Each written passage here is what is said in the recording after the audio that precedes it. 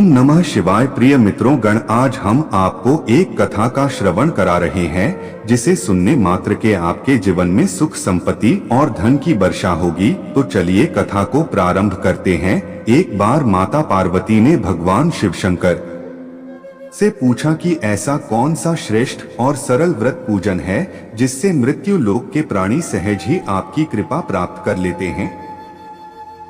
उत्तर में शिवजी ने माता पार्वती को शिवरात्रि के व्रत की विधि बताकर महाशिवरात्रि की कथा सुनाई। एक बार चित्रभानु नाम का एक शिकारी था जो पशुओं का शिकार करके अपने परिवार को पालता था।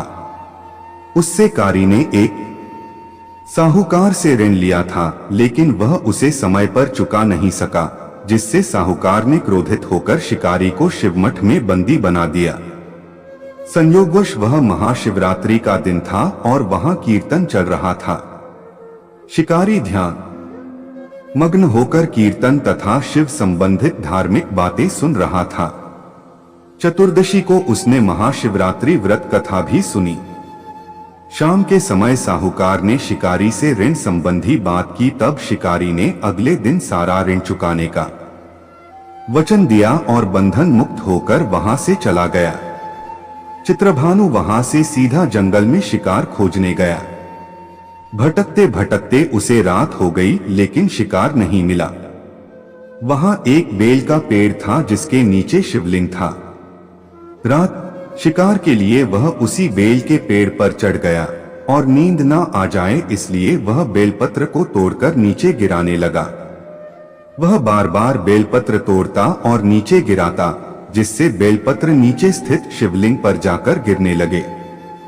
इस प्रकार दिन भर भूखे प्यासे रहने से शिकारी का व्रत भी पूर्ण हो गया और शिवलिंग पर बेलपत्र भी चढ़ गए।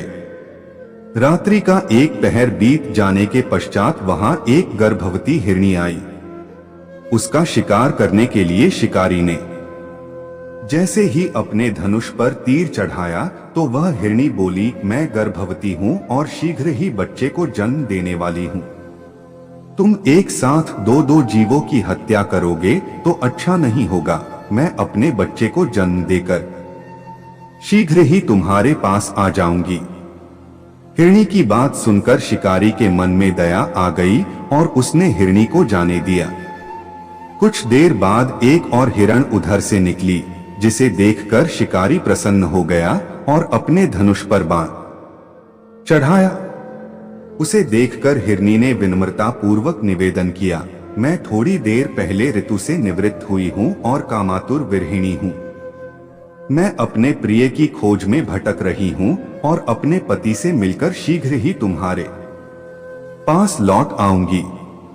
उसकी बात सुनकर शिकारी ने उसे भी जाने दिया। रात्रि का अंतिम पहर बीत ही रहा था कि तभी एक और मृगी अपने बच्चों के साथ उधर से गुजरी।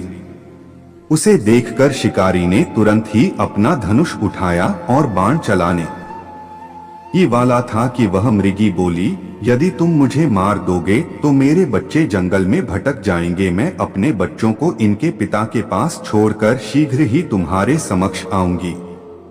मृगी की बात सुनकर शिकारी बोला, मैं 2 बार अपना शिकार खो चुका हूं, मेरे बच्चे भूख प्यास से तड़प रहे होंगे। उत्तर में मृगी ने कहा कि जैसे तुम्हें अपने बच्चों की ममता सता रही है, ठीक वैसे ही मुझे भी। मैं थोड़ी देर के लिए तुमसे जीवनदान मांग रही हूं। बच्चों को इनके पिता के पास छोड़कर मैं तुम्हारे पास आने की प्रतिज्ञा करती हूं। मृगी का दीन स्वर सुनकर शिकारी को दया आ गई और उसने उसे भी जाने दिया। शिकार के अभाव में बेल के पेड़ पर बैठा शिकारी बेलपत्र तोड़कर गिराता जा रहा था। जब सुबह होने को आई तब एक हष्ट पुष्ट मृग उस तरफ आया। तब शिकारी ने सोचा कि इसका तो अवश्य शिकार कर लूंगा।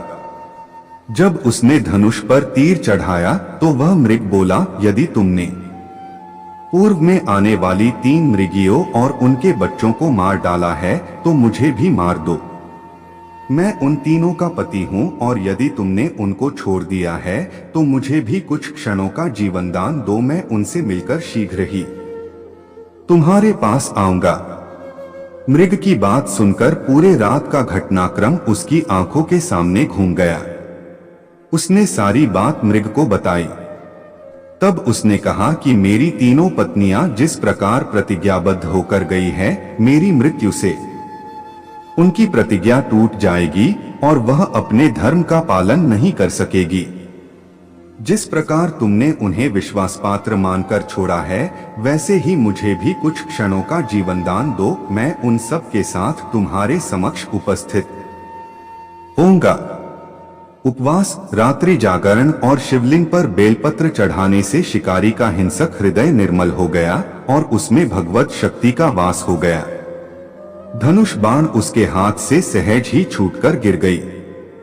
भगवान शिव की कृपा से उसका हिंसक हृदय करुणामय भाव से भर गया। वह आज अपने अतीत के कर्मों को याद कर पश्चाताप की आग में जलने लगा। थोड़ी देर बाद वह मृग सपरिवार उस शिकारी के समक्ष उपस्थित हुआ, किंतु जंगली पशुओं की ऐसी सत्यता, सात्विकता और प्रेम भावना देखकर शिकारी को बड़ी ग्लानि हुई। उसकी आंखों से आंसू झरझर कर गिरने लगे। उस मृग परिवार को ना मारकर शिकारी ने अपने हृदय को कोमल और दयालु बना लिया।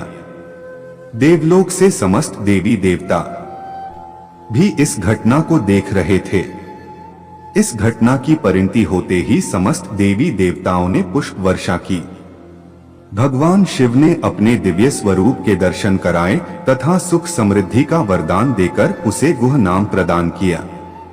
यही वह गुह था जिसकी भगवान श्री राम की मित्रता हुई। उम्मीद है आप सभी को वीडियो पसंद आई हो।